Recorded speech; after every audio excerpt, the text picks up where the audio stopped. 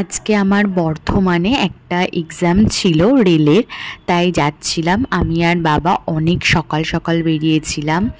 আমি আর বাবা ফার্স্টে বনগাঁ থেকে রানাঘাট, রানাঘাট থেকে নৈহাটি, নৈহাটি থেকে ব্যান্ডেল, ব্যান্ডেল থেকে বর্ধমান যাচ্ছিলাম। অনেকভাবেই যাওয়া যায়, কিন্তু আমার মনে হলো এটা অনেক কম জার্নি হবে, ওর জন্য।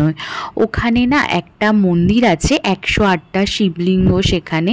তাই ফার্স্টে অনেক তাড়াতাড়ি পৌঁছে গেছিলাম, তাই জন্য ওইখানে বাবা বললো চল একটু ঘুরে আসি, অনেকটা এসছিলাম জার্নি করে তাই। আর আমি তো মানে এই ফার্স্ট টাইম এখানে, মানে এত ভাল লাগছিল, এতগুলো শিব মন্দির, মানে প্রত্যেকটা দেখেছিলাম। এই দিন না একটু রোদের তাপও ছিল, ওই জন্য একটু কষ্ট হচ্ছিল, কিন্তু তাও সবকটা মন্দির দেখেছিলাম। একটা ছোট্ট লোটাস দেখতে পেলাম।